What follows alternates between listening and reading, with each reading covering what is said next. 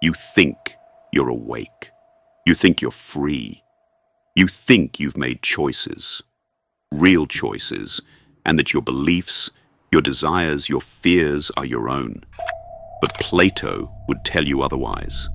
He would look at your routines, your opinions, your quiet desperation, and say what no one dares to tell you: you're still in the cave. The cave is not a metaphor. It is your life. It is the flickering screen you stare into every day. It is the curated opinions you call truth. It is the algorithm that tells you what to want, who to trust, and when to be outraged. It is the echo chamber you think is reality. And until you face this, until you tear your eyes away from the shadows, you are not living. You are sleepwalking. Plato's cave wasn't fiction. It was prophecy. A room of prisoners born in chains, facing a wall. Behind them, a fire. Between the fire and the prisoners, puppeteers walk back and forth, casting shadows on the wall. And the prisoners, having never seen anything else, believe those shadows to be real. They name them. They fight over them. They build their identities around them. But the truth, the real world, the source of light, the origin of meaning, remains behind them. Unseen, unfelt, unknown. And the most disturbing part? They don't want to leave, because the shadows are safe, predictable, familiar. Reality, in contrast, is terrifying. It requires the death of certainty, the death of identity, the death of the ego that says, I know. This is why the cave remains full. This is why truth has few friends.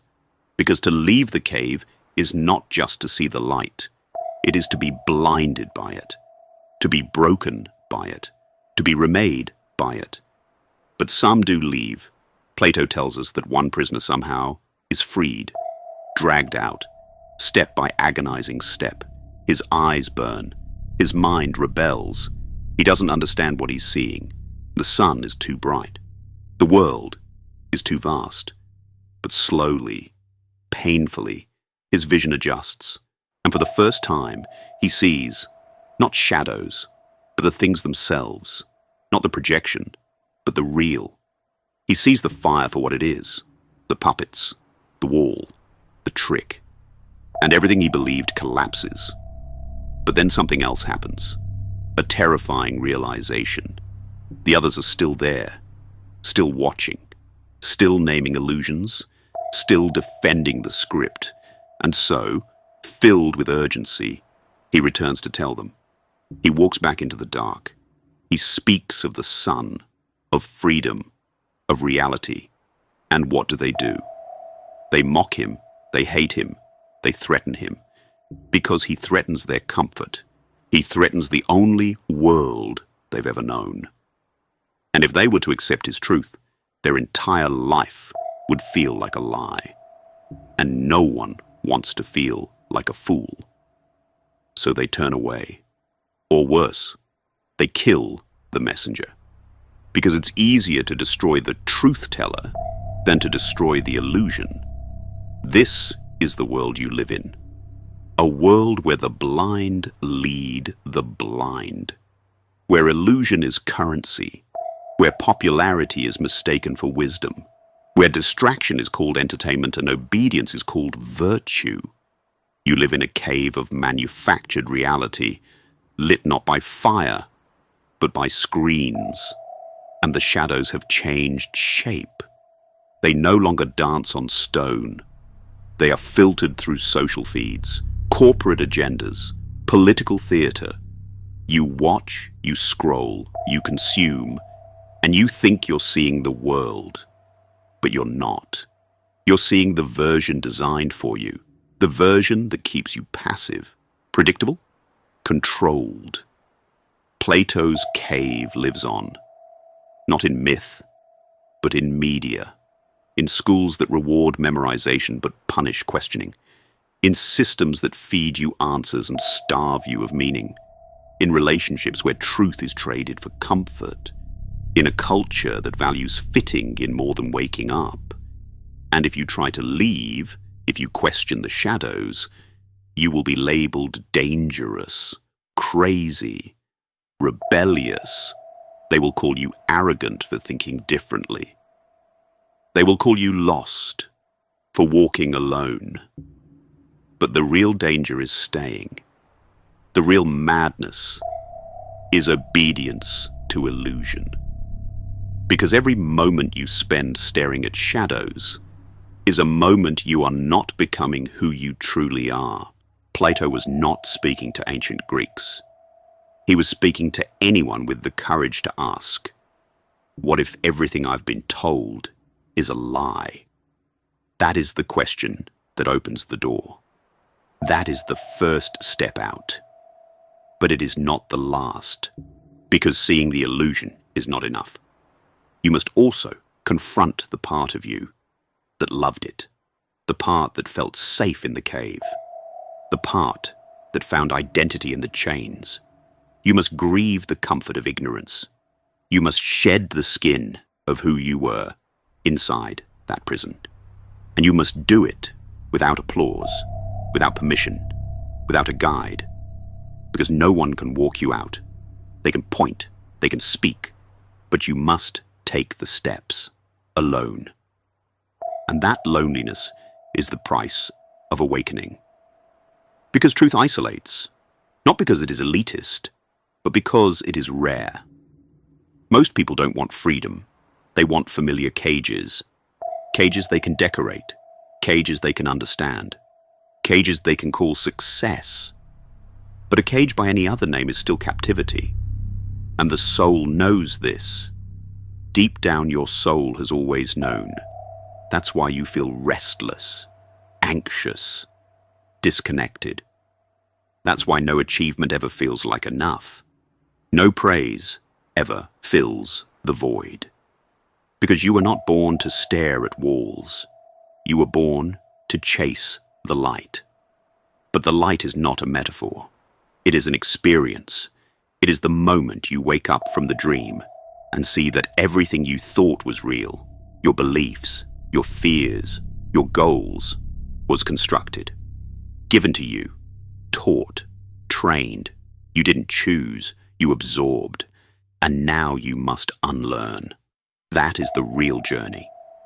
Not learning more, but stripping away everything false, everything borrowed, everything reactive, because only then can the authentic self emerge, the self that sees clearly, acts clearly, loves clearly, lives freely. And yes, it will cost you. You may lose people. You may lose your place in the tribe. You may lose your reputation, your certainty, your ability to fit in. But what you gain is worth everything. You gain vision, not just of the world, but of yourself.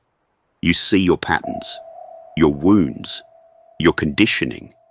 You see how you've been manipulated, how you've betrayed yourself for approval, how you've dimmed your light to stay in the cave. And you stop. You stop pretending. You stop performing. You stop seeking shadows and start seeking truth, even when it hurts, especially when it hurts. Because pain is not the enemy. Pain is the moment the illusion breaks, the moment the chain snaps, the moment the fire dies and your eyes begin to adjust. And in that moment, you glimpse something terrifying and beautiful. Reality. Not the one you were sold, but the one you were born into. The one that speaks in silence, in stillness, in the space between thoughts. That reality is not made of opinions. It is made of presence, of being, of truth so raw, so unfiltered, it doesn't need to be explained. It simply is. Plato's sun is not just light. It is truth. It is clarity. It is the source of all things. And to see it, to truly see it, is to be reborn. But rebirth is not glamorous. It is painful. It is a death. The death of the false self. The death of the mask. And that death must happen again and again. Every time you catch yourself slipping back into the cave. Every time you crave approval. Every time you choose ease over integrity. That is the fight, not with the world, but with your own shadow, your own fear, your own addiction to comfort. The cave is not just around you, it is within you. It is every belief you never questioned, every rule you followed without asking why, every dream you inherited instead of created. And freedom is not a door you walk through once. It is a practice, a path, a way of being. You must choose it daily, hourly, moment by moment. You must resist the urge to look back, to sit down, to decorate your cage. You must keep walking, even when it's dark, even when it's lonely, especially then, because eventually you reach the light. Not all at once, not in a flash, but gradually, as your vision adjusts, as your heart expands, as your mind quiets. And in that light you see what was always there: reality, truth, self. Not the self you perform, but the self you forgot. The self that has nothing to prove, nothing to defend, nothing to chase. That is the true awakening. Not to become more, but to remember who you were before the cave taught you to forget. And when you do, when you finally stand in the sun, you will want to go back, not to stay, but to free the others, to tell them what you've seen, to point toward the exit, to say, there is more. But prepare yourself. Most will not listen. Most will mock you. Some will hate you. Because truth offends the comfortable. It threatens the narrative. And people will do anything to protect the illusion they call reality. So speak gently, walk humbly, but never stop pointing. Never stop reminding them that they are more than prisoners, that the cave is not their home, that the wall is not their horizon, that the shadows are not the truth. Be the one who remembers, who sees, who walks, and in doing so, you become what Plato called the philosopher. Not the one who knows all the answers, but the one who dares to leave the cave again and again, and never stop searching for the light.